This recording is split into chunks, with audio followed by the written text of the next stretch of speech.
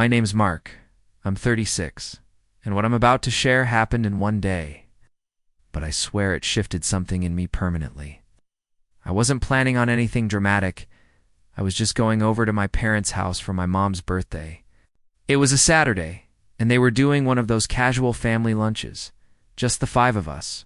Me, my younger brother Jake, my stepdad Paul, my mom, and Jake's girlfriend, who I barely knew. We weren't the closest family, but we weren't the worst either. Growing up, money was always tight, and my stepdad constantly reminded us how hard he worked to keep us afloat. My mom didn't work after she married him, and I moved out at 19. Jake stayed. He's always been more dependent, I guess. Not lazy, just never in a hurry to leave the nest. That morning I picked up a gift and some flowers and drove over. Nothing fancy. I hadn't been to the house in a few months, mostly because I try to keep some distance. Paul and I don't exactly click, and I never wanted to be the guy showing up just to start tension, but this was for my mom. I got there around noon, and everything seemed normal. Hugs at the door, some awkward small talk with Jake's girlfriend, who looked like she didn't want to be there either. I noticed right away the house looked newer, like the kitchen had been redone. Granite counters, new fridge, backsplash, everything. My mom smiled and said, "Oh, Paul surprised me last month." I just nodded, but it didn't sit right. Paul's always been the guy who says he can't afford anything. Last I heard, they were behind on property taxes. I didn't say anything at first, just made a mental note. But the more I looked around, the more I realized the whole house had gotten an upgrade. New furniture in the living room, a giant TV, mounted on the wall. Even the bathroom had one of those rainfall showers and backlit mirrors. I remember thinking, maybe Paul came into money? But that didn't make sense. He's been working the same job at the county for over 20 years, always complaining about overtime getting cut. At lunch, my mom made her usual roast chicken, and everything felt weirdly cheerful, like overly rehearsed. Jake kept cracking jokes. Paul poured wine like he was hosting a dinner party. And my mom kept touching the new dining table like she was showing it off. It was all just a little too perfect for a family that used to argue about the electric bill. Halfway through the meal, Paul started talking about retirement. He said he was getting ready to slow down, maybe sell the truck and spend more time fishing. I couldn't help myself and asked, "Did something change at work?" Kind of smirked and said, "Let's just say things are finally paying off." My mom gave him this weird look, and Jake changed the subject so fast, it made my head spin. I dropped it, but my gut started churning. Something was off. After dessert, I was helping take dishes into the kitchen, and I saw a piece of mail on the counter, one of those thick tax documents. It was half covered by a placemat, but I recognized the logo. It was from a law firm, and it had Jake's name on it. It's not Paul's, not my mom's, Jake's. I didn't say anything right away. I just stood there for a second, looking at that envelope like it didn't make sense. Jake's never had a reason to be dealing with lawyers. He dropped out of college, worked part-time at a gaming store, and mostly stayed in the basement for the last 6 years. I picked up the envelope and looked closer. The return address was a firm I'd heard of. Not cheap. My mom walked in, just as I was setting it back down, and gave me this tight smile. "Everything okay?" I nodded, but she saw my eyes linger. "Oh, that's just some paperwork for Jake," she added, like it was no big deal.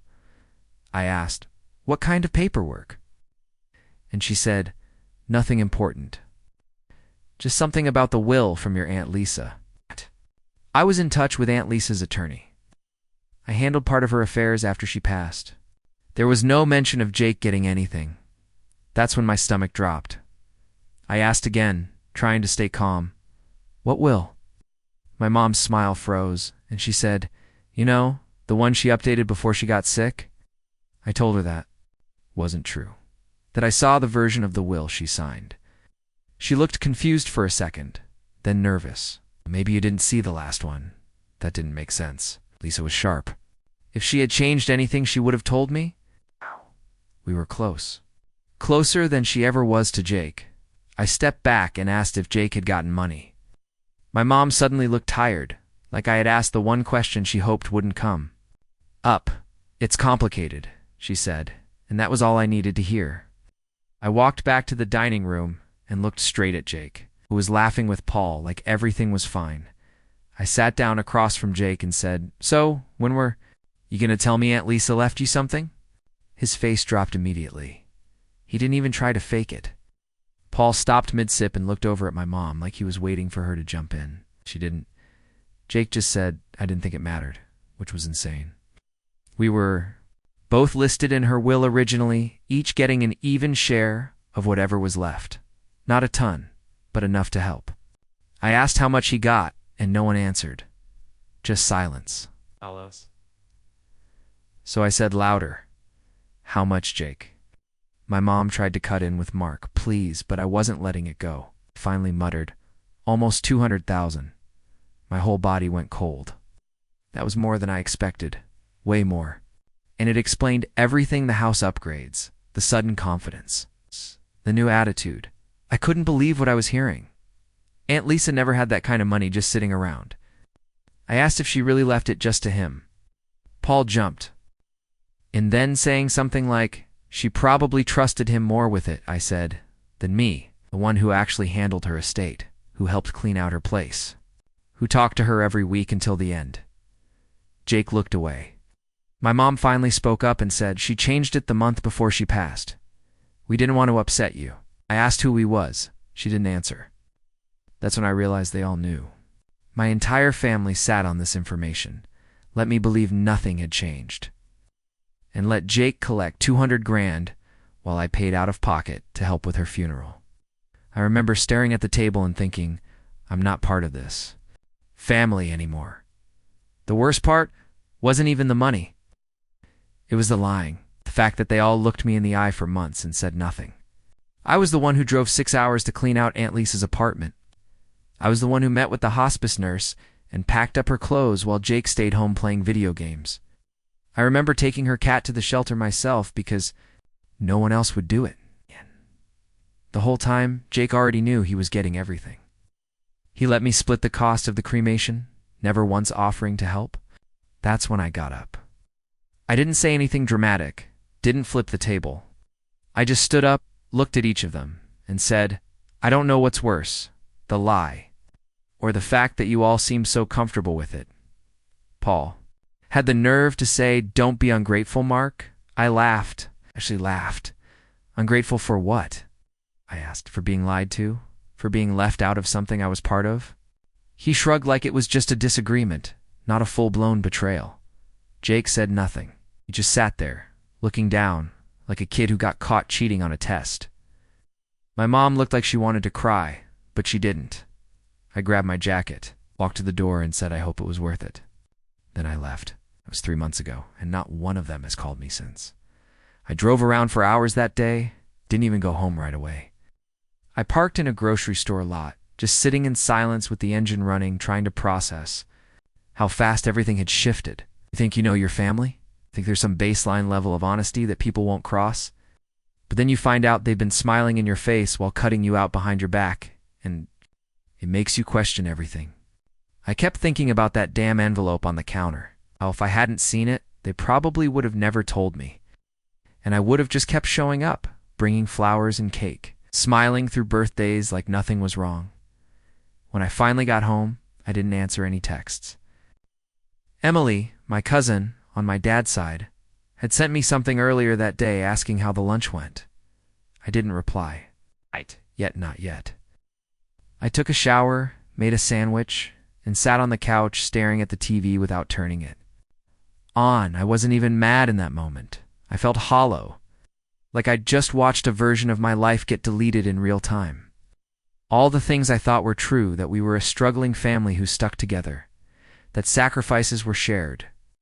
It all felt fake now, just a cover story. And the fact that it unraveled over lunch with roast chicken and birthday cake made it feel even more surreal. The days after that were quiet. Too quiet. No missed calls. No follow-ups. Nothing. It was like they were all waiting for me to get over it, to let it slide like it was a misunderstanding and not what it really was. I kept expecting my mom to reach out, to at least try and explain. She didn't. That hurt more than I thought it would. I guess I still believed she'd choose truth over comfort. That she'd at least admit they should have told me. But silence was their answer. And the more time passed, the more I realized they weren't sorry. They were just hoping I'd let it die quietly. That I'd be too proud to push, too tired to fight, and eventually I'd fall back into the family rhythm like nothing happened. I ended up talking to Aunt Lisa's old lawyer. Still had his number from when I helped with her estate. I asked if the will had been changed and when. He paused for a second and then said, "I can't share details, Mark. You know that." But his tone gave something away. He said, "I just want to know if I was ever told the truth." And he said, "You probably weren't." That was it. That one sentence told me everything I needed to know. They must have pushed Lisa into changing it, maybe when she was already sick. Maybe they convinced her Jake needed it more. I'll never know for sure. But I do know I wasn't even given a chance to be part of that conversation. And that's what still messes with me. After that call, I stopped trying to figure it all out. There was no point. I wasn't going to get a straight answer, and any explanation they gave now would just be damage control. What bothered me most was realizing how easy it had been for them to do it.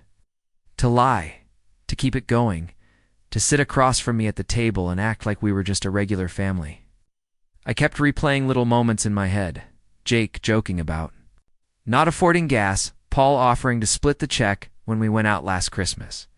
My mom talking about skipping vacations to save money. All of it fake.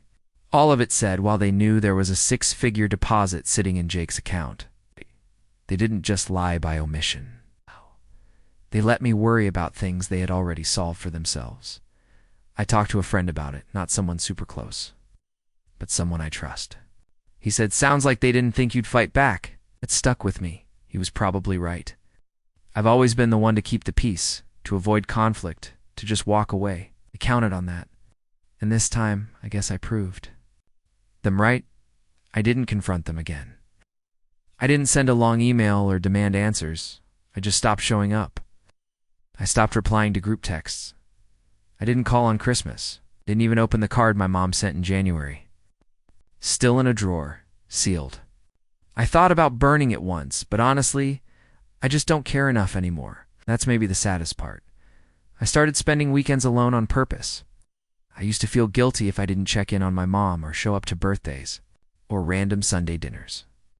But now the silence felt better than pretending. I cooked for myself, cleaned my apartment, even picked up some freelance work just to stay busy. Anything to keep my mind off the whole thing. At night, sometimes I'd find myself reaching for my phone, thinking about texting Jake. Not to yell or argue, but to just ask him why. Why he didn't speak up. Why he let me carry all that responsibility while he was sitting on money. But every time I got close to doing it, I'd stop, because deep down, I knew it didn't matter. Whatever his reason was, it wasn't going to fix what broke that day. One Saturday, I ran into an old neighbor at the store, Mrs. Kenner, the woman who lived 2 doors down from my parents. She smiled and asked how my mom was enjoying the new kitchen. I froze for a second, then just nodded and said, "She loves it." I didn't feel like explaining. She went on about how Paul had been telling everyone it was a gift from Jake, that he had stepped up and taken care of the family after Aunt Lisa passed. I smiled through it, paid for my groceries, and left. That drive home was the last time I cried about it. Not because of the lie itself, but because of how easy it was for them to rewrite the story. In everyone else's version, I was the distant son who didn't do much, and Jake, he was the golden one, the one who showed up. Funny how that works. After that, I started letting go of the idea that I needed to defend myself. People were going to believe whatever version made them comfortable, and I wasn't going to chase them down with facts. I didn't need to prove to anyone that I had been there for Lisa, or that I paid my share of the funeral, or that I was the one who handled everything no one else wanted to deal with. The people who mattered already knew, and the ones who didn't, they were never really paying attention in the first place. I started spending more time with people outside my family, coworkers, a couple of old friends from college, even my downstairs neighbor who invited me to game nights once a month. Slowly, I built something new. It wasn't dramatic. It wasn't some big transformation. Just quieter. It's more real. One day I got a message from Jake, first one in months. All it said was, "Hey, hope you're okay." That was it. No apology. No explanation. Just 5 words that didn't carry anything close to what they needed to. I didn't answer. I stared at it for a while, thinking maybe this was his attempt at opening the door. But then I realized I don't want the door open. Not anymore. I didn't want a half-assed breadcrumb tossed my way so he could feel better. I wanted honesty. Accountability. And if that's not what he was offering, then we had nothing to talk about. So I deleted the message, turned off my phone, and went back to cooking dinner. Not out of spite, but because I was finally starting to enjoy the quiet. I think what surprised me most was how normal things started to feel after a while. I expected to carry the weight of that betrayal around forever, but instead, it just settled into the background like old noise. I still thought about it, sure, but it didn't control me anymore. I stopped going over the details in my head, stopped imagining confrontations that would never happen. I let go of the fantasy that one day they'd all sit down and tell me they were sorry, that's not who they are, and that's okay. The reality is, some people just don't have it in them to admit when they've done something wrong, and I can't keep losing sleep waiting for them to become people they've never been. What helped the most was realizing I didn't need a big moment to move on. No dramatic speech, no final phone call, no last family dinner where everything gets aired out. I just stopped engaging, and in that space, I found something I hadn't felt in years. Peace. Not the fake kind where you're just swallowing resentment to keep the peace, but actual calm. Like I could breathe in my own skin again. I kept working, kept showing up for the people who showed up for me, the ones who didn't need a reason. To be decent, slowly the version of me that used to bend over backwards for family just faded out. I stopped waiting at the door. I stopped calling first. And life went on. Aunt Lisa's birthday came around recently, and for the first time, I didn't feel guilty about not doing anything formal. I lit a candle in my kitchen, poured a glass of wine, and just sat in silence for a while. No speeches, no tears, just a quiet acknowledgement. She was the only person in that side of the family who ever saw me for who I really was. And maybe that's why they erased me from her will, because I reminded them of her too much.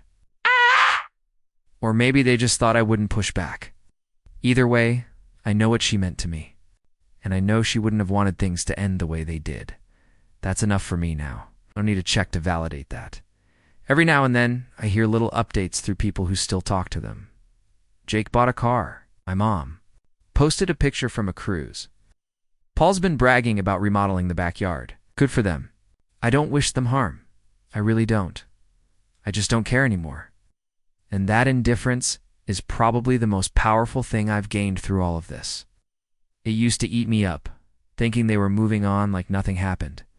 Now, I see it differently. I've always moved like that, brushing things under the rug, putting a shiny coat on everything. That's how they survive. But that's not how I want to live. I'd rather sit with the truth, even when it's uncomfortable. Eventually. I got a new phone and didn't bother transferring most of my old contacts. It wasn't a dramatic decision, just practical. I didn't want the temptation. No late night scrolling through old messages, no wondering if I should reach out on birthdays or holidays. Clean slate. The people who needed me still had ways too. Find me, everyone else. Let it be. It felt strange at first, but then freeing. Like I'd packed up an old room I no longer lived in and finally closed the door behind me. I didn't need to keep standing in a hallway waiting for someone to notice. I was gone. I'd already left. And no one had followed. There are moments, small ones, where it still hits me. Like when someone says, "You must be close with your family," and I have to decide whether to explain or just smile and nod. Or when I see siblings who actually look out for each other, and I wonder how that feels. I don't sit in that space too long. It's just passing weather now. It's nothing I need to carry. I've learned to invest my energy where it actually matters. In people who don't require me to shrink or stay silent. I'm not angry anymore. I'm not even sad. I'm just done. And weirdly, that's where things started to finally make sense. I haven't seen my mom since that day. She sent a couple of texts around the holidays. Short things like thinking of you or hope you're well. I read them, then deleted them. There was a time when that would have crushed me, when I would have bent over backward to respond the right way, polite, soft, forgiving. But now, I just don't feel anything when her name pops up. No rage, no panic, no longing, just distance. And maybe that's what real healing looks like. It's not forgetting, not pretending it didn't matter, but reaching a point where it doesn't. Control your peace anymore. I don't hate her. Just don't trust her with any more pieces of me. Jake never followed up after that one message. I think he knew. Deep down, he knew there wasn't anything else to say. He got what he wanted, and maybe he regrets how it happened, or maybe he doesn't. I'll never really know, and that's fine. People show you who they are. The mistake is thinking they owe you more than that. I've made peace with it being unfinished. Not every story gets a resolution. Some things just stop, like a door that was open one day and shut the next. No slam, no click, just closed, quiet, final. Sometimes I wonder if one day they'll all pretend none of this happened. Maybe they already do.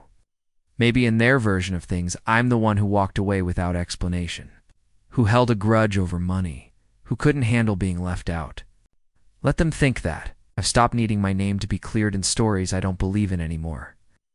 What matters is that I know the truth. I was there. I showed up when it counted. And when it stopped counting for them, I walked away. That was my final act of loyalty, not to them, but to myself. I still have that unopened birthday card from my mom, tucked in the back of a drawer. I don't know why I've kept it. I've moved twice since then, and still never threw it out. Some days I think I'll open it. Other days, I think it's better left sealed. A small reminder of the last time they tried to speak to me in their usual way, quiet, incomplete, missing everything that mattered. I don't know if they'll ever try again, and honestly, I'm okay if they don't. That chapter ended the day I saw my name missing from a will I helped carry to the finish line. Since then, I've been writing something new. There's no need to look back.